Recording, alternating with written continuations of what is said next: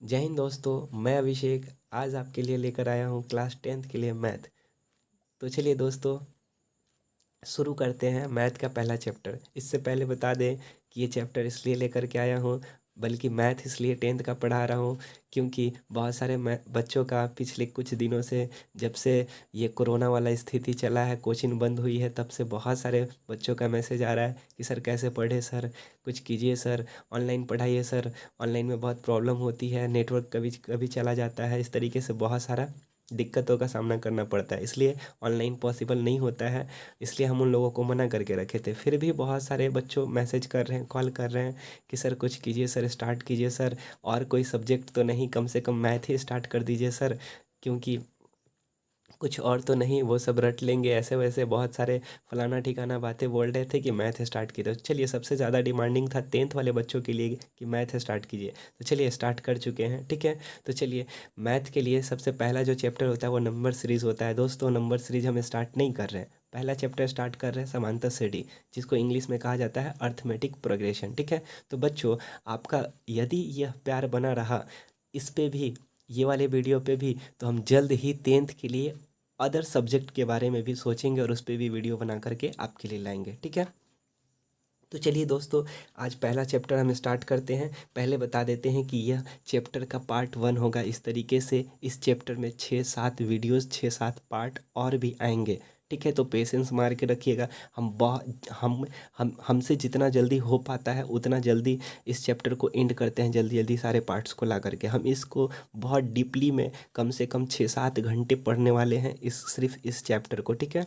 तो देख लेते हैं यह वीडियो कितना लंबा लॉन्ग होता है, ठीक है। तो चलिए आज स्टार्ट करते हैं सीक्वेंट एंड सीरीज, जिसको कहते हैं समांतर श्रेणी, ठीक है। इंग्लिश में इसे कहते हैं अर्थमेटिक प्रोग्रेशन, ठीक है दोस्तों। तो चलिए आते हैं इस चैप्टर में। दोस्तों, हम आपको बता दें कि सबसे पहला जो पॉइंट पढ़ना है, बिंदु पढ़ना है, उन्हें हम कहेंगे अनुक्रम, जिसे इंग्लिश में कहा जाता है सीक्वेंस। दोस्तों, इस सीक्वेंस को यदि आप समझ जाते हैं तो सोच लीजिए कि इस चैप्टर का सारा दुख दर्द यहीं पे क्लियर हो जाएगा, ठीक है। तो इसको टाइम दे करके दोस्तों आप समझ लीजिए, ठीक है। चलिए, कहता है क्या कि कई संख्याओं को एक के बाद एक करके लिखने में यदि किसी नियम का पालन हो तो वह सभी अनुक्रम कहलाते हैं या कहलाता है, ठीक है। अभी देखिए दोस्तों, बहुत सारा हम यहाँ पे नंबर लिए हैं और उनका ये अनुक्रम लिए हैं। क्या ये अनुक्रम है अथवा नहीं, ठीक है। बहुत सारे नंबर का एक रो बना हुआ है, देख लिए क्या क्या है, 1 2 3 4 5। क्या ये सीक्वेंस है या अथवा नहीं है, ये आपको तय करना है, ठीक है। यहाँ पे देखिए, यहाँ पे साइन का निशान है, यहाँ पे क्रॉस का निशान है, ये क्या है, ये सब आपको हम बताने वाले हैं, ठीक है। चलिए, 1 2 3 4, ठीक है। तो ये देखिए, तो ये नेचुरल नंबर है। क्या आप अगला अंक प्राप्त कर सकते हैं क्या? पहले ये देखिए कि ये नंबर जो लिखा है इसमें क्या कोई नियम पालन होता है क्या? हाँ, होता है ना। देखिए, तो एक बढ़ा है, फिर यहाँ भी एक बढ़ा है, फिर आगे एक बढ़ के दूसरा नंबर आया, फिर एक बढ़ के दूसरा नंबर आया, ठीक है। इस तरीके से एक बढ़ के 6 आ जाएगा, उससे बढ़ के 7 आ जाएगा, उससे बढ़ के 8। तो ये एक नियम को फॉलो करता है। ये नियम क्या है कि हर एक अंक के बाद एक बढ़ाने से अगला अंक आ जाता है। तो इस तरीके से हम इस जो यहाँ पे हिडन है, जो छिपा हुआ अंक है, उसको भी हम प्राप्त कर सकते हैं। अगला इसी तरीके से देखिए, तो 1 है, 3 है, 5 है, 7 है, 9 है, डॉट डॉट डॉट है, ठीक है। तो इसमें क्या बढ़ रहा है, दो दो बढ़ रहा है, मतलब देखिए हर जगह दो दो बढ़ रहा है। अगला हम निकाल सकते हैं, 2 बढ़ा के 11, उससे भी अगला 13, उससे भी अगला 15, उससे भी अगला 17, उससे भी अगला 19। इस तरीके से हम बहुत सारे निकाल सकते हैं, और ये किसी न किसी नियम को फॉलो करता है। कौन सा नियम है जी? किसी न किसी नियम को पालन करता है। कौन सा नियम? 2 का नियम, कि प्रत्येक संख्या में 2 बढ़ाइए तो अगला नंबर आ जा रहा है, ठीक है। तो ये क्या है, विषम संख्याओं का एक क्या है, अनुक्रम है। अगला देखिए, 2 4 6 8 10 12, इस तरीके से है। तो क्या है, इसमें क्या हो रहा है, ये सम संख्याओं का अनुक्रम है, इसमें भी किसी न किसी नियम का पालन हो रहा है। 2 वाला ही बात है। देखिए, 2 बढ़ रहा है, फिर 2 बढ़ रहा है, फिर 2 बढ़ रहा है, फिर 2 यहाँ देखिए, तो 0 5 10 15 20, ठीक है। अभी देखिए, तो यहाँ पे क्या होगा, 5 बढ़ा है, फिर अगला 5 बढ़ा है, फिर अगला 5 बढ़ा है, अगला क्या हो जाएगा, 5 बढ़ जाएगा। तो ठीक है, तो ये 5 5 का अनुक्रम, मतलब 5 5 का अंतर से एक अनुक्रम है, ठीक है। अभी क्या है, -2 -1 हो हुआ क्या है, तो आपको पता होना चाहिए सबसे पहले कि जिस संख्या में माइनस लगा रहता है तो वो संख्या बड़ा होकर भी छोटा होता है। जैसे -2 बड़ा या -1 बड़ा, तो -1 बड़ा, ठीक है। तो -2 से 1 बढ़ गया है तो -1 हुआ है, -1 से 1 बढ़ गया है तो 0 हुआ है, 0 से 1 बढ़ गया है तो 1, 1 से 1 बढ़ गया है, 2 से 1 बढ़ गया 3। अगला हम निकाल सकते हैं क्या? ऑफकोर्स निकाल सकते हैं, 1 बढ़ जाएगा तो 4 हो जाएगा। तो ये भी एक नियम का पालन कर रहा है। क्या नियम है ये एक एक बढ़ रहा है, ठीक है। अगला देखिए तो -5, ठीक है, 5 बढ़ गया, 0 हो गया, 0 से 5 बढ़ गया, 5 हो गया, 5 से 5 बढ़ गया, 10 हो गया, 10 से 5 बढ़ गया, 15 हो गया। अगला निकाल सकते हैं क्या? हाँ, ऑफकोर्स किसी ना किसी नियम को पालन कर रहा है, तो अगला हम निकाल सकते हैं कि 5 में 5, 15 में 5 बढ़ा देंगे तो 20। तो ये सारे के सारे क्या थे देखिए, तो सीक्वेंस थे, ठीक है, हम ये टिक किए हुए हैं। अगला देखिए तो 1 से 3 हुआ, बढ़े कितने? 2। फिर क्या हो रहा है? 3 से 4 हो रहा है, बढ़े कितना? 1। फिर क्या हो रहा है? 4 से 7 हो रहा है, बढ़े कितना? 3। फिर 7 से 2 हो जा रहा है, घटे कितने? 5। यहाँ पे सर कहीं पे 2 बढ़ रहा है, कहीं पे 1 बढ़ रहा है, कहीं पे 3 क्या हो रहा है? बढ़ रहा है, फिर कहीं पे 5 घट जा रहा है, ठीक है। तो इस तरीके से आपको देखने में अटपटा सा लग रहा है, सर क्या होगा, अगला कैसे निकालेंगे सर, कहीं पे कोई रूल पालन नहीं हो रहा है, कोई नियम का पालन नहीं हो रहा है, डैट मीन्स ये अनुक्रम नहीं है। अनुक्रम क्या कहता है? अनुक्रम देखिए यहाँ पे कहता है यदि किसी नियम का पालन करे। आ रहा है समझ में? तो आपको ये क्लियर हो चुका होगा दोस्तों।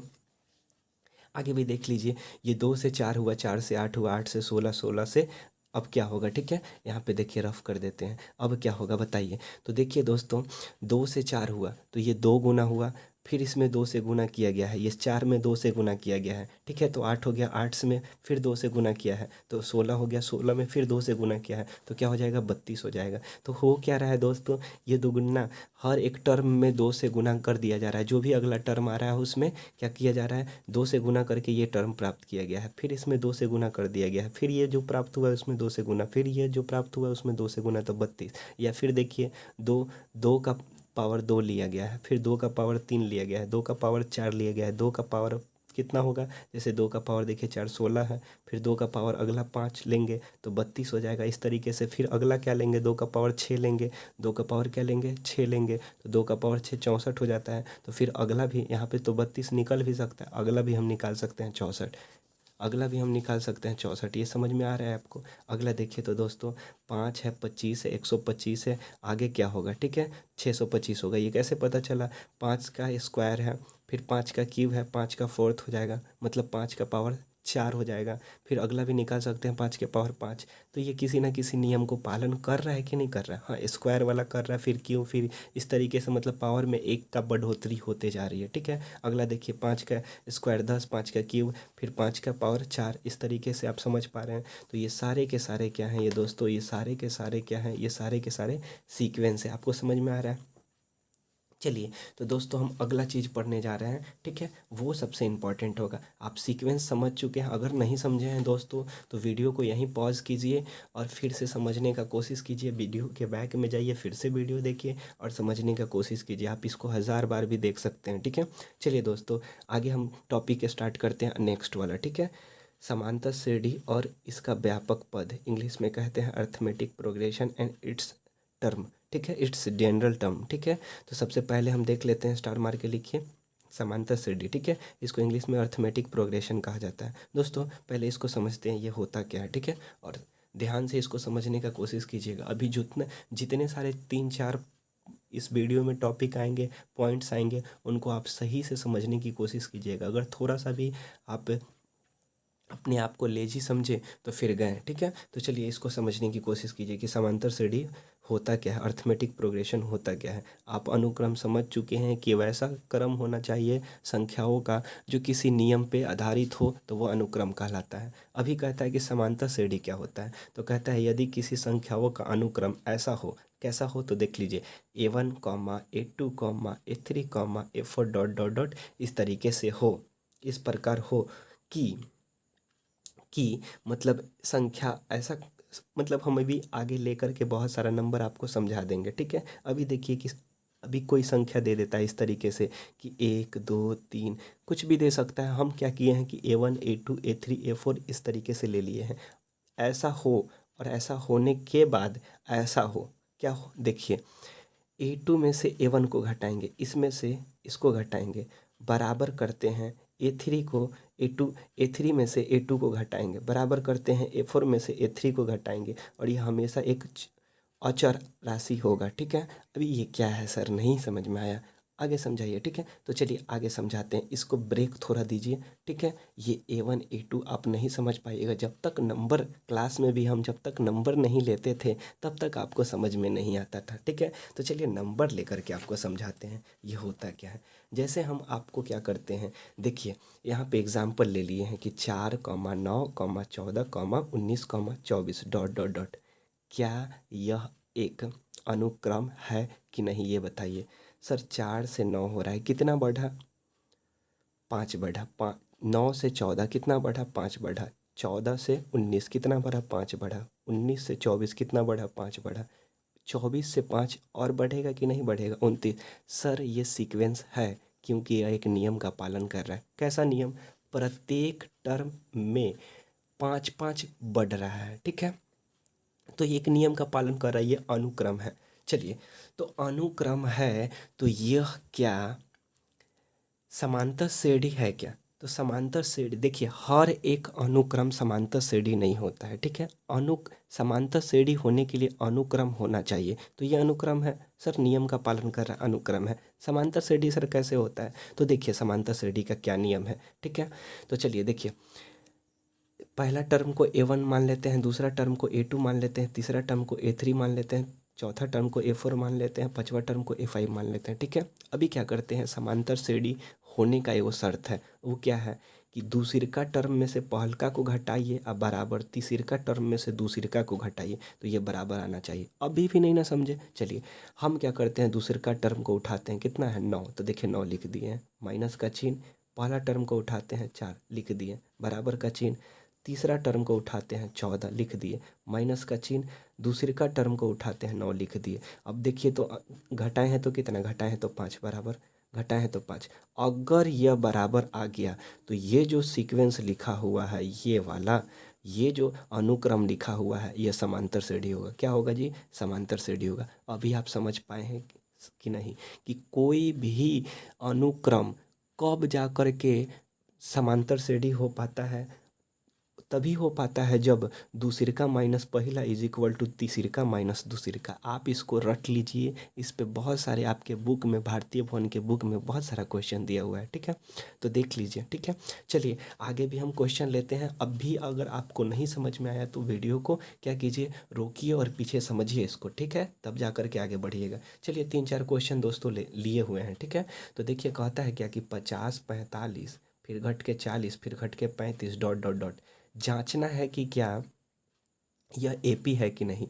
ठीक है, ये एपी क्या होता है सर जी, तो देखिए यहाँ पे लिखा हुआ है, हर एक बात हम लिख दिए हैं कि इसे एपी से सूचित किया जाता है। किसे, हम अभी पढ़ रहे थे समांतर श्रेणी, समांतर श्रेणी। ठीक है, तो ये समांतर श्रेणी फिर से आपको एक बता देते हैं। चलिए थोड़ा सा लेट सही, लेकिन हम आपको हर एक चीज़ क्लियर करते जाते हैं। ठीक है, समांतर श्रेणी का डेफिनेशन हम नहीं बताए थे, थोड़ा सा बता करके हम चले गए थे एग्जाम्पल पे। तो देखिए, यदि संख्याओं का अनुक्रम इस तरीके से हो, A1 A2 A3 A4 dot dot dot, इस प्रकार हो कि A2 माइनस A1 बराबर A3 माइनस A2 बराबर A4 minus A3 is equal to हमेशा एक अचर राशि हो तो इस अनुक्रम को हम समांतर श्रेणी, तो इस अनुक्रम को हम समांतर श्रेणी कहेंगे। ठीक है, इसे एपी से सूचित किया जाता है। एक एग्जाम्पल लिए थे और बताए थे कि किस तरीके से ये फॉलो होगा, तो ये क्या हो जाएगा, समांतर श्रेणी हो जाएगा। चलिए आइए दोस्तों 3-4 जो क्वेश्चन है उसको करते हैं। ठीक है, तो हमें जांचना है दोस्तों कि ये समांतर श्रेणी है अथवा नहीं है। ठीक है,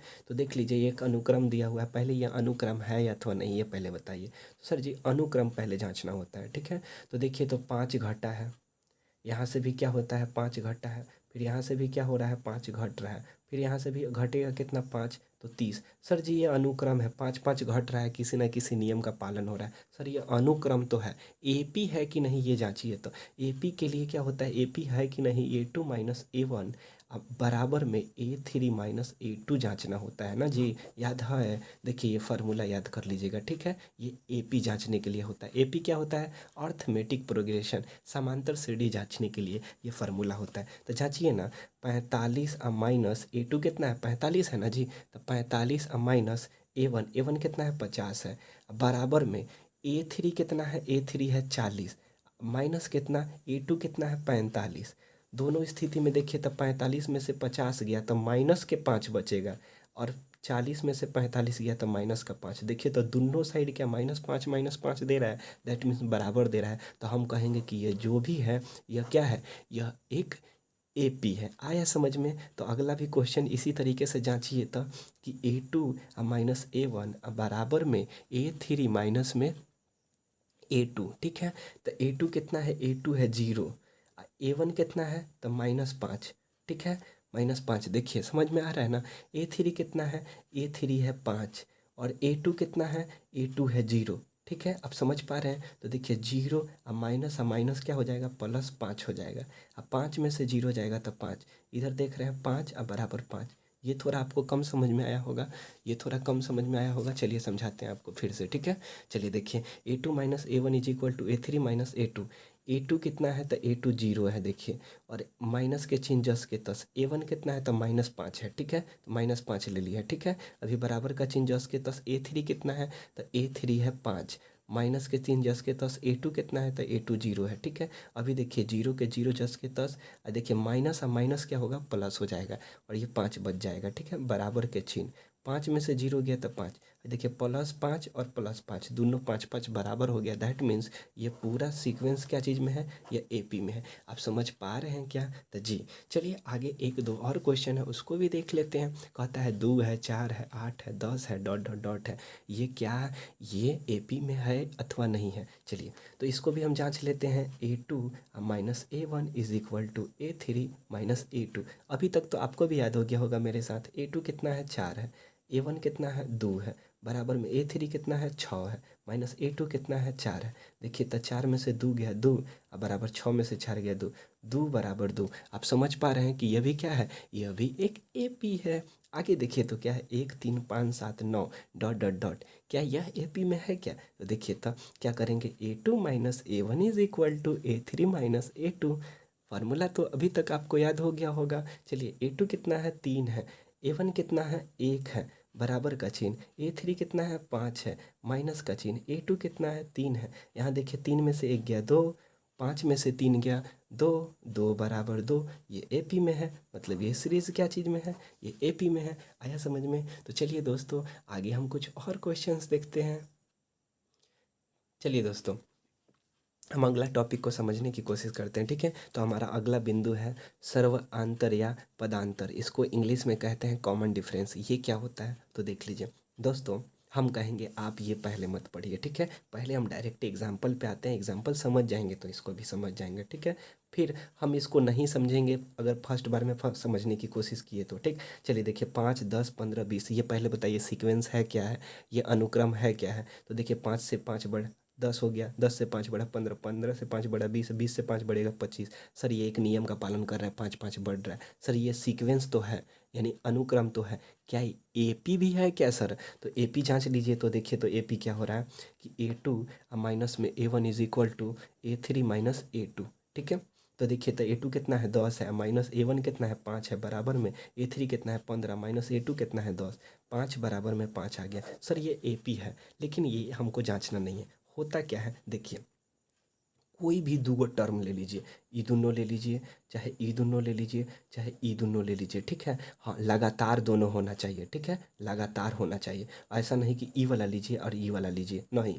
दोनों भीरी भीरी होना चाहिए, दोनों पास पास वाला होना चाहिए। कोई भी दो ले लीजिए। ठीक है, और उसका जो अंतर होगा ना, हाँ, अगला में से पहलका का। ठीक है, तो देखिए जो भी अंतर, जैसे हम ले लेते हैं A4, एक का नाम A4 रहता है ना जी। देखिए तो A4 है, और A3 कौन है, E है। ये दोनों को घटाइएगा तो क्या आएगा, देखिए तो 20 माइनस 15 5 आएगा। समझ पा रहे हैं क्या कि अगलका में से पछलका को घटाएंगे, जस्ट पछलका, ये नहीं कि अगलका में से ई वाला पछलका को घटा दिया। ठीक है, तो जस्ट पछलका को घटाए हैं तो क्या आया है, अंतर 5 आया है। तो सीक्वेंस एंड सीरीज में कोई भी दो, अच्छा ये याद रहना चाहिए कि बस जस्ट बगल वाला होना चाहिए कोई भी दो। ठीक है, ऐसा नहीं कि ये वाला हम कितना बार बता चुके। ठीक, तो चलिए कोई भी दो को टर्म टर्म को हम क्या करते हैं, घटाते हैं, जो भी अंतर आता है उसी को क्या कहते हैं, उसी को कहते हैं सर्वांतर या पदांतर कहते हैं। देख लीजिए अब क्या कहता है, समांतर श्रेणी में, ये समांतर श्रेणी है, आपको समझ में आ गया कि ये समांतर श्रेणी है। समांतर श्रेणी में कोई भी दो पदों के बीच के अंतर को, ध्यान रहे कि कोई भी दो, यहाँ कहने का तात्पर्य यह है कि जस्ट बगल वाला, ठीक है, ई वाला और ई वाला नहीं, जस्ट बगल वाला, ई वाला चाहे ई वाला चाहे ई वाला चाहे ई वाला, ये मिलाकर चौथा बार बता रहे हैं, ठीक है। तो समांतर श्रेणी में कोई भी दो पदों के बीच अंतर को क्या कहते हैं, सर्वांतर या पदांतर कहा जाता है। अच्छा, इसे डी से, छोटका डी देख लीजिए, ठीक है, स्मॉल डी से सूचित किया जाता है। तो कैसे इसका पदांतर 5 आया है आप देख लिए, ठीक है।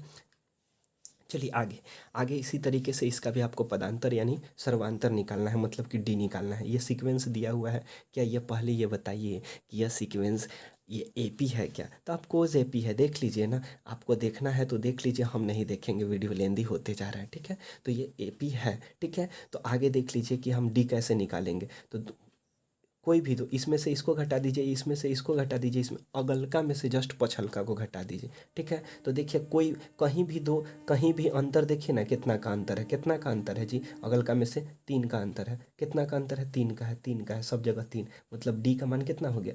या घटाना है तो कोई भी अगलका में से पिछलका घटा दीजिए। मान लीजिए ना कि A2 माइनस A3 घटा के देखिए, तो A2 कितना है, A2 सॉरी A3 माइनस अगलका में से ना पछलका को घटाया जाता है। A3 माइनस A2, A3 कितना है 3 है, A2 कितना है 0 है। अंतर कितना हो गया, अंतर हो गया 3 का, मतलब इसका पदांतर D 3 हो गया। आ रहा है समझ में, पदांतर और सर्वांतर दोनों एक ही होता है, ये चीज़ समझ में आ रहा है। देखिए तो A3 माइनस A2, 3 में से A3 3 है, A2 कितना है 0 है, तो 3 में से 0 गया 3, मतलब पदांतर 3 आ गया। देखिए और भी क्वेश्चन लिए हो, इसका आपको पदांतर निकालना है। -21 माइनस 14 माइनस 7 0 7 14 21 बढ़ते इस तरीके से दिया हुआ है। आप ये AP में ही है, आप चेक करना है चेक कीजिए, नहीं करना है मत कीजिए, ठीक है। देखिए D निकालना है, हम कहीं कुछ निकाल सकते, अगल का कोई भी टर्म लेंगे, अगल का में से पिछल का, मान लीजिए ना कि A4 माइनस A3 लेना चाहते हैं, ठीक है। तो A4 कौन सा है, 1 2 3 4, A4 0 है। और माइनस में A3 कितना है, A3 देखिए तो A3 कितना है, A3 है, A3 1 2 3, A3 है -7। तो देखिए तो 0 और माइनस माइनस प्लस 7 कितना आ गया, ये 7 आ गया, मतलब D का मान कितना आ गया, यहाँ पे 7 आ गया।